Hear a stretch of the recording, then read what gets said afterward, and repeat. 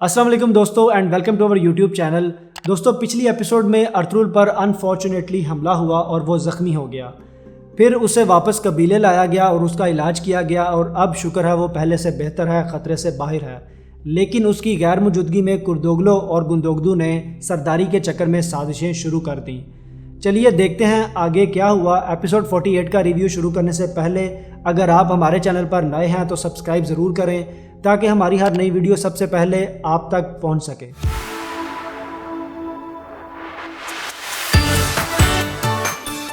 ترغت اور ٹائٹوس واپس قلعے آتے ہیں اور استاد اعظم کو بتاتے ہیں کہ ارطغرل زندہ ہے، کیونکہ گندوگدو انہیں بچانے آ پہنچا اور ہمیں وہاں سے نکلنا پڑا۔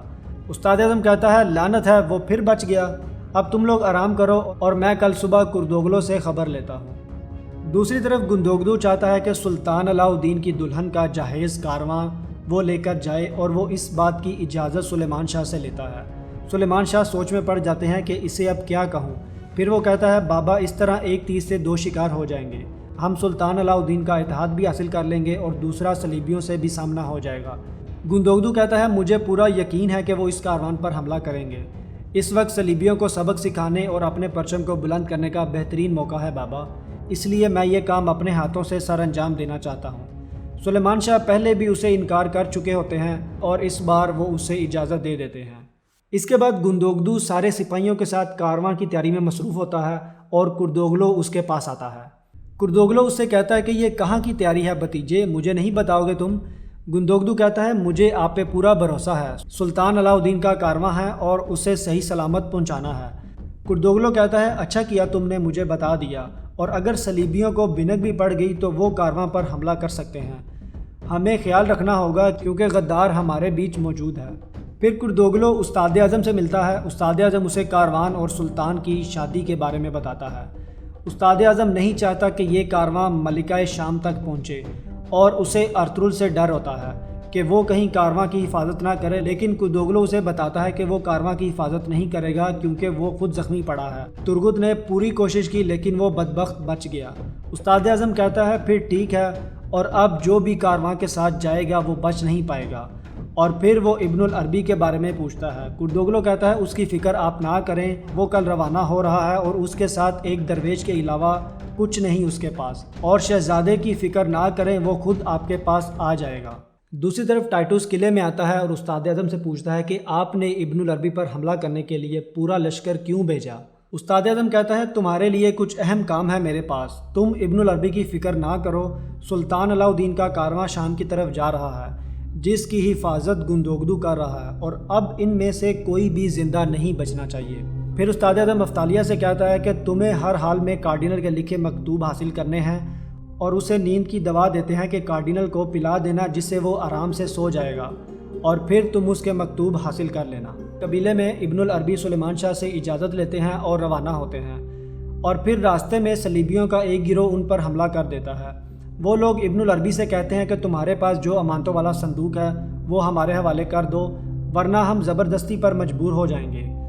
اب یہ لوگ ابن العربی کا سامان دیکھتے ہیں لیکن انہیں کچھ نہیں ملتا۔ وہ پوچھتے ہیں کہ کہاں ہے وہ امانتوں والا صندوق؟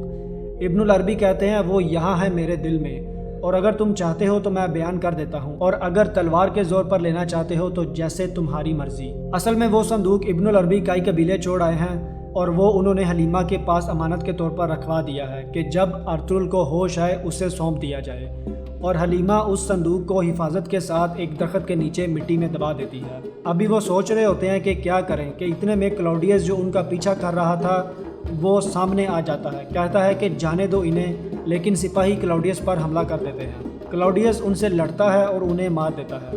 کلاؤڈیس ابن العربی سے اتنا متاثر ہوتا ہے کہ وہ ان سے معافی مانگتا ہے اور کہتا ہے کہ اپنے جیسا درویش بنا دے مجھے، پوری زندگی وقف کر دوں گا میں۔ ویسے دوستو ایسے بہت سے واقعات موجود ہیں جہاں دشمن نے مسلمان کو دیکھا، اس کے کردار اور اس کے ایمان کو دیکھ کر دین اسلام قبول کر لیا اور مسلمان ہو گیا۔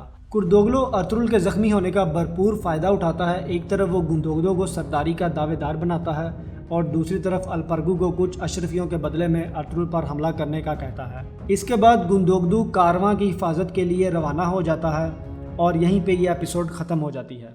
دوستو یہ تھی ایپیسوڈ 48 کی کہانی۔ اب اگلی ایپیسوڈ میں اگر گندوگدو کے قافلے پر صلیبیوں نے حملہ کیا تو اس سے یہ ثابت ہوگا کہ کردوغلو غدار ہے، اور اگر ایسا نہ ہوا تو کردوغلو کو بے نقاب کرنا بہت مشکل ہو جائے گا۔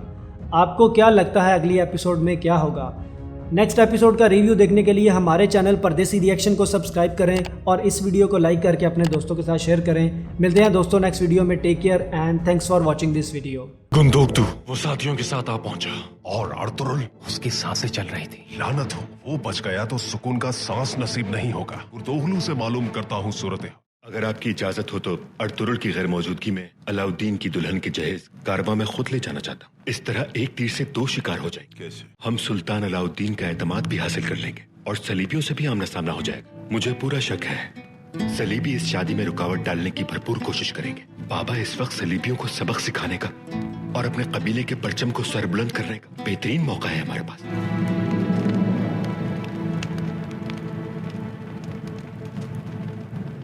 ٹھیک ہے، بہت خوب جوانوں،